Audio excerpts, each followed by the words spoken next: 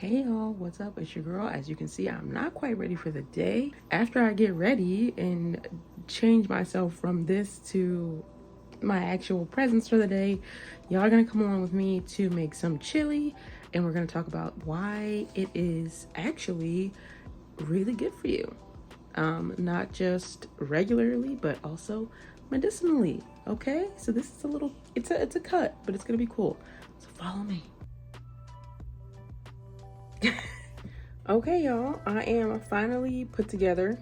So you already know what that means. It is chili making time. So let's get to the kitchen and get started, y'all. Let's go. I got my apron on. Okay, so y'all know what we're about to get into. We're ready to go. So obviously today I have all my ingredients. I have my onion, which we know what onion is good for. It's anti-inflammatory and all those good things. I have my bowl of beans. Okay, gotta have the beans if you're gonna make the chili. I also have some ground turkey. I have 2 red peppers, 1 orange pepper, and then if I need more, you know, we'll go from there. And I also have more onions, obviously garlic, and all of my other good seasonings that we're gonna use to season up the chili. So obviously the main star of the show and the main star of the video today is going to be the beans, and I'm gonna tell you guys what beans I have in here, and then we're gonna chat about them as we go along. So let's get into it. Okay, so just to give you guys a quick look at the different types of beans that are in the large bowl.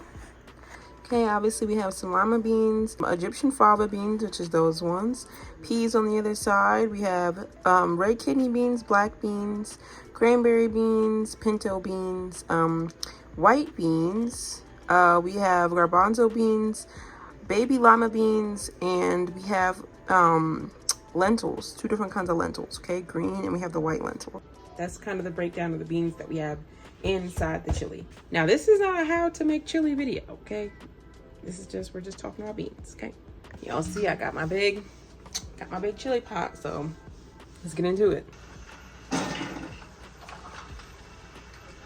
Okay, so while those are stewing down and while I am cutting up some of our other ingredients here, let's have our bean chat. Okay, but quick disclaimers for everything before we start talking about this.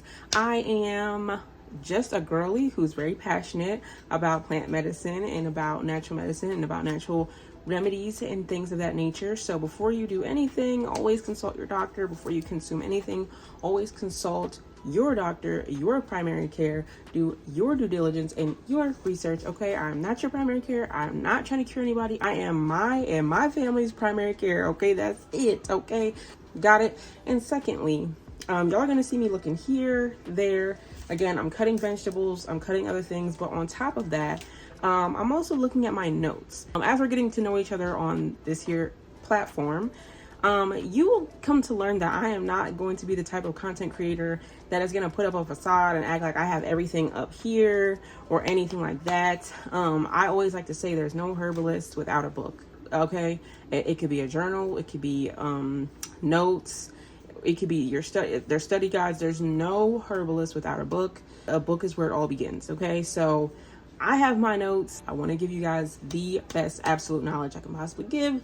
So with that being said, just know I'll be looking off here and there. Also, another thing is I'm not like a doctor girly. Like I said with my channel, we are learning together. So I'm going to pronounce some things wrong probably. I might know what some things are and not know what other things are, but I'm going to still read it because then you can look it up. I can look it up. We can all get smarter together. Okay. The general medicinal purposes of beans and the lentils. Okay. Cardiovascular health. So they're high in soluble fiber. So that's going to really help lower the LDL. So the LDL is your like bad cholesterol, so to speak. So that's soluble fiber that you get from beans and lentils. That's really going to help. So they say lower your LDL or your bad cholesterol. Also blood sugar control. Beans have a low glycemic index and they also are again high in fiber. So that helps regulate your blood glucose levels. Anti-inflammatory. We love that. Okay. Gut health. So obviously they're rich in probiotics and fiber. Again, supports your gut and supports the microbiome that you got going on in there. There has been some claims and links and studies about cancer prevention. So yeah, just do your research on that. Okay. Weight management. So high in fiber and protein content. It helps you stay satiated longer, which obviously is going to allow you to eat less if we're working on our food addiction. Okay, detoxification is also another health benefit of beans and lentils. Now we're gonna go over the few beans that I listed. We're just gonna run them off really fast. We're not gonna go on for too long, but let me stir these beans real quick. Okay, so the Egyptian fava beans, I would say they were kind of like the bulk of the beans that I used. And so here's some of the medicinal properties of that. The precursor to dopamine, and apparently that has benefits for Parkinson's disease. It also has folate and is rich in iron. Okay, so red kidney beans are rich in antioxidants, protein and fiber, which also helps manage your blood sugar and weight, obviously, because we discussed that earlier, and folate and magnesium, which is really good for the heart. Okay, black eyed peas is going to be high in flavonoids, so it's going to be anti-inflammatory, and it offers liver support as well because it contains like detoxifying enzymes and stuff like that. But also another spiritual tip, if you don't know, black eyed peas is also a Black American cultural tradition. For the New Year's is to make sure that you cook some black eyed peas. So look into that. Okay, look into that. Also, we talked about those whole grain peas. So those are gonna be good for digestive support. They're gonna be good for cholesterol lowering. Also good for diabetes support because it slows your post-meal blood sugar rise. Okay, so that's actually pretty cool. Okay, next was the lima beans, or I've heard them referred to as butter beans. I've never referred to them as that, but to each their own. Okay, those are going to be good for blood sugar reduction and also for the detoxifying enzymes, again, which are great for your liver. And then the cranberry beans, which to me look just like the pinto beans but red, they are good for bone health and heart health. The high potassium content is good for blood pressure regulation, which is good. We love that. Great. Next is garbanzo beans. Okay, y'all, we're almost to the list. Garbanzo beans are also more commonly known as chickpeas. Okay, I love chickpeas. I love a good hummus. They're good for hormonal balance, which is something I actually learned last year or 2 years ago. I did not know that, but yes, chickpeas are actually good for hormonal balance, and they're also really beneficial for menopause support, which is girlies. So my girlies that are over the age of 50, get on the chickpeas, baby.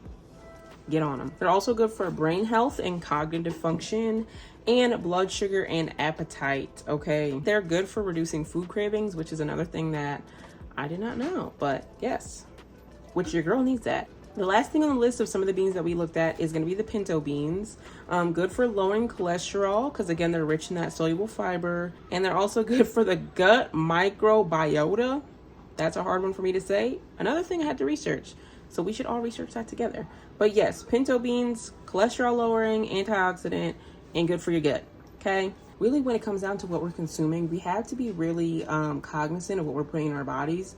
Because not just, you know, that some things can be crappy, but a lot of things can really be medicine. And if you're going through certain things, it can be really beneficial to consume some things more in bulk than other things. Beans are very, very well known for being a superfood. And for me, as far as the things that I have learned about the different types of beans and lentils, to me, that really rings true. It's about using these powers that lie within the food that we eat. All of this energy is packed inside these small little beans. And it's about utilizing all of the energy that is inside of them for the betterment of our health and our family's health. Go to your doctor, have a conversation, and ask what can and cannot be consumed for you personally, and start throwing those in your diet more, whether it's chili, which is a really easy one, those garbanzo beans or those chickpeas.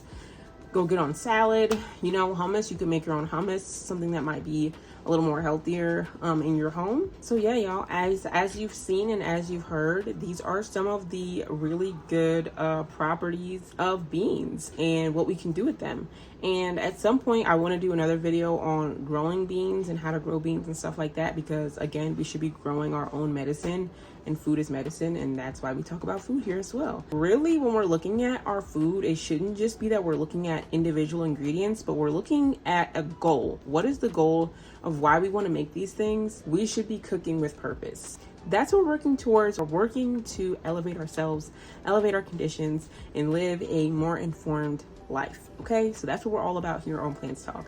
Hopefully you guys took something away from this video. Until next time, y'all, eat your beans. Much love and bye.